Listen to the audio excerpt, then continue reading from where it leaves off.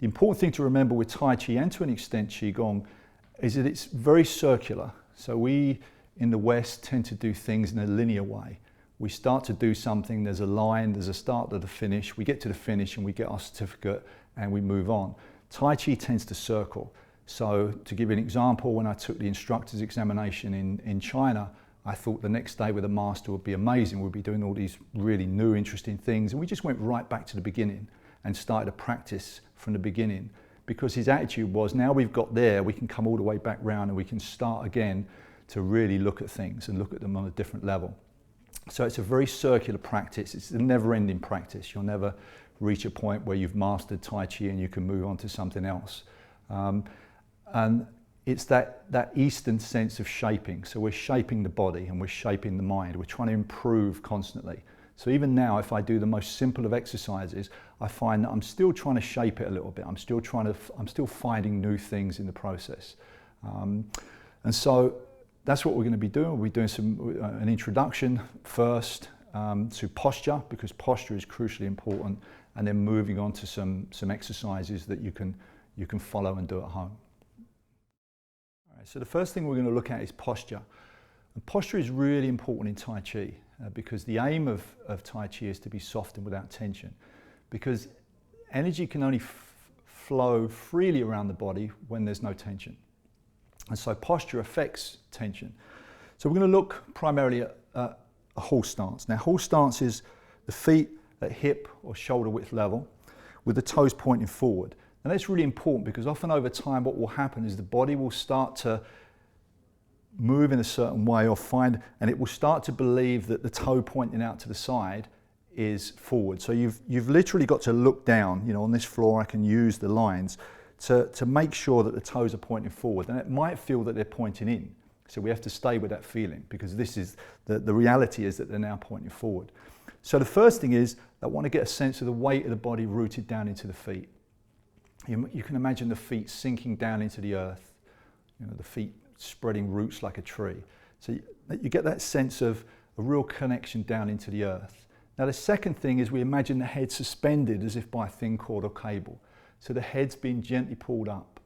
So that you can imagine that the spine is being gently stretched between the earth and the sky, the heavens. We relax the stomach, the lower back, soften the chest, the knees. If it's comfortable, you can connect the tongue to the roof of the mouth, relax the jaw, and breathe gently in and out through the nose. Just gently feel the muscles of the body relaxing. Take a moment to focus on your lower dantian. Your lower dantian is a point about 1.5 inches below the navel in the very center of the body. And you can imagine that as a golden ball of light, a ball of energy the size of a fist or a tennis ball. Just gently let your attention sit in that point. Whole body calming down peacefully inside. You can get a sense of the whole body smiling on the inside, every cell of the body smiling. And just adjust your posture slightly. What we will often do is we will often find that we'll lean forwards, and that will feel like we're straight. But as we do that, if you actually lean forward, you'll feel all the muscles in the front of the torso tense up. Same as if we go backwards, muscles would tense up. So we've got to find that point in the middle where those muscles don't automatically tense up.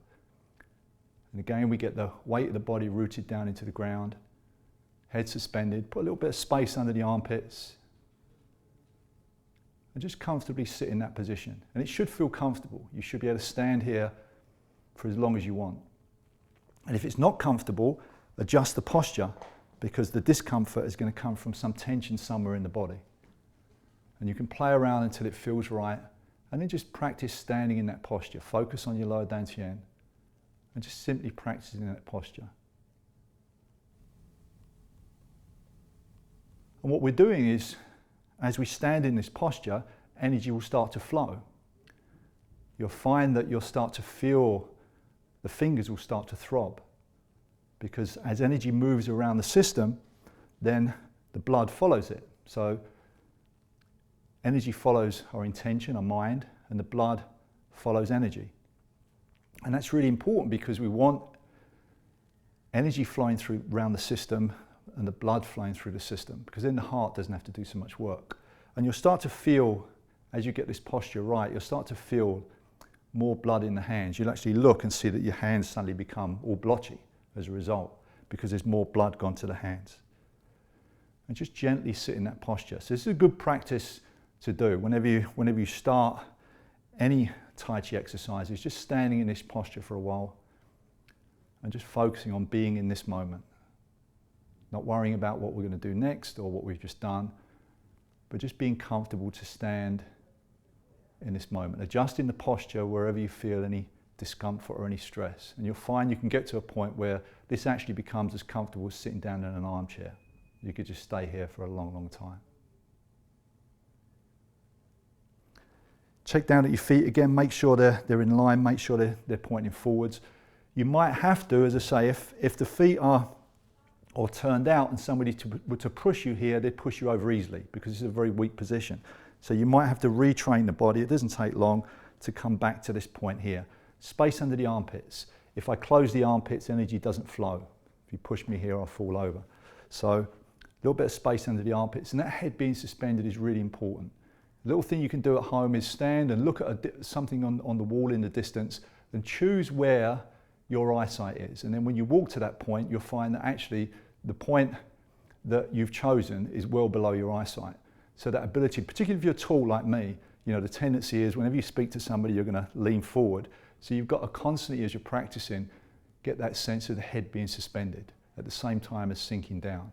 That constant practice of being upright, keeping the eyesight up. I was noticing today with cell phones, we rarely look at cell phones like that. We always look at cell phones like that. So be aware of that and just try and have the posture up. And then, of course, we can start to move around in this posture, which is what we're going to cover next. But really important that we can at least in this position practice being in a good posture and being in the moment. We need to get this right before we move on and do some of the things that we're going to do next.